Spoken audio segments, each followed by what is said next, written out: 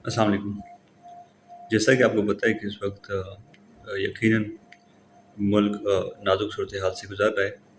कश्मीर में शहादतें हो रही है, निहत्ते कश्मीरियों को, पुरअमन शहरियों को के ऊपर गोलियाँ चलाई जा रही है।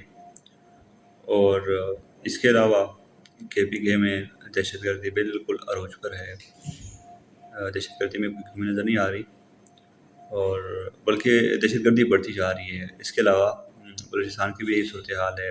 आए रोज़ कल-अदम तंजीमें सिक्योरिटी फोर्सेस के ऊपर, कार्रवाइयों के ऊपर हमले हो रहे हैं, और वहाँ से भी काफ़ी जो फैक्ट्स एंड फिगर बताया जा रहा है मीडिया के ऊपर। तो ये यकीनन अलार्मिंग सिचुएशन है। लेकिन दूसरी तरफ हम देख लें, हुकूमत जो है, जो मौजूदा सेटअप है, जो फॉर्म 47 की हुकूमत है, वो कह रही है कि हम ठीक है। और KPK में कहते हैं कि वो फितनतुल खवारिज है और फितनतुल हिंदुस्तान है बलूचिस्तान में। और इसके अलावा कह रहे कि अभी भी मैं एक देख रहा था कि जो अताउल्लाह तारड़ है, वो कह रहे कि जो अवामी एक्शन कमेटी है, उसके पीछे गैर मुल्की मफाद है। वो गैर मुल्की एजेंडे पे काम कर रहे हैं, इस वजह से हम उनके साथ ये कर रहे हैं।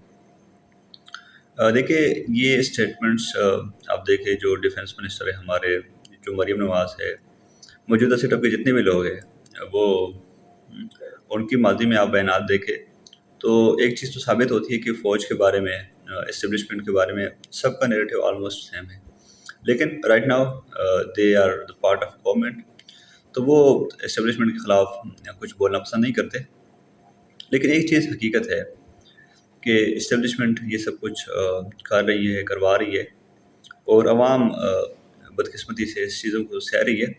लेकिन हम पाकिस्तानियों को, कश्मीरियों से सीखना चाहिए कि कश्मीरी किस तरह अपने राइट्स के लिए डटे रहे। अपने कंधों पे लाशें उठाई, लेकिन फिर भी वो पीछे नहीं हटे। वो अभी भी अपने राइट्स के लिए लड़ रहे हैं। हम देख रहे हैं कि अभी अलीमा खान जो है ना, इमरान खान साहब के लिए स्ट्रीट मूवमेंट और 5 अगस्त से जो भी तहरीक वो चलाने की कोशिश कर रही है। तो इस वक्त जो भी लोग PTI से कहीं न कहीं एफिलिएटेड है, PTI के फैन फॉलोइंग्स में आते हैं या जो भी है, तो उनको चाहिए कि वो लीडरशिप को क्रिटिसाइज़ करें सोशल मीडिया को यूज़ करके। और ये कि लीडरशिप से हम सबका ये मुतालबा होना चाहिए कि लीडरशिप जो है वो एहतजाज करे, लॉन्ग मार्च करे। देखिए, एक तो ये नहीं कि मैं कह रहा हूँ कि इमरान खान बाहर आएँगे तो मुल्क ठीक हो जाएगा। मैं भी कि वो भी ना ठीक कर सके। लेकिन राइट नाउ उसके साथ जो ज़्यादतियाँ हो रही है, या मुल्क के अंदर जो और ज़्यादतियाँ हो रही है, चाहे वो कश्मीर में हो, चाहे वो बलूचिस्तान में हो, चाहे वो KPK में हो, तो ये कब तक हम सहते रहेंगे? कब तक जो है ना हम इस पे खामोश बने बैठेंगे? तो इमरान खान के साथ जो बहनों की मुलाकात नहीं हो रही, जो उसके ज़ाती डॉक्टर्स की मुलाकात पे पाबंदी है, ये पार्टी की लीडरशिप की मुलाकात पे पाबंदी है। तो ये सब कुछ जो है ये इल्लीगल है, ये अनकॉन्स्टिट्यूशनल है। तो इसके ख़िलाफ़ भी एक एहतजाज बनता है। इसके ख़िलाफ़ भी देखिए, अगर इमरान खान की रिहाई ना भी होती है, तो ये मुलाकात के ऊपर पाबंदी जो है ना, ये तो बिल्कुल गैर इंसानी भी है। तो कहने का मकसद ये है कि इस लीडरशिप में PTI की जो क़यादत है, उसको उसके ऊपर हमने क्रिटिसाइज़ करना होगा कि वो पीछे ना हटे, क्योंकि अवाम जो है वो रेडी है। अवाम को कोई मसला नहीं है, अवाम जान देने के लिए भी तैयार है। लेकिन मसला है लीडरशिप का, और अगर लीडरशिप चाहे तो इमरान खान की रिहाई भी पॉसिबल है, और मुल्क के अंदर जो इस वक्त बदअमनी है, बुरे सूरत हाल है, वो भी ठीक हो सकते हैं। लेकिन कंडीशन उसमें यह है कि लीडरशिप सिंसियर हो, और लीडरशिप इस वक्त एंजॉय कर रही है मुराद को, और जो इनको सीट्स मिले हैं, कोई MP है, कोई MNA, और कोई मिनिस्टर, और कोई CM।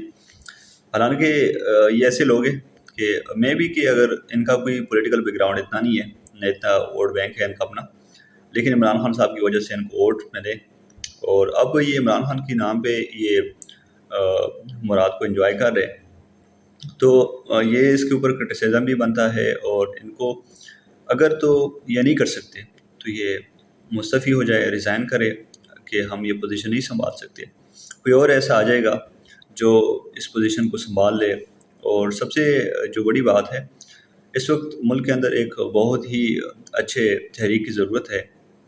اگر تحریک چلی تو یہ عین ممکن ہے کہ جو آج کل ہم صورتحال دیکھ رہے بہت ہی یعنی کہ نازک ہے، اس سے ہم نکل سکتے ہیں. اور صرف نکلنا ہی نہیں ہے بلکہ انشاءاللہ امید ہے، اللہ کی ذات سے امید ہے کہ یہ حالات بہتری کی طرف سے بھی جا سکتے ہیں.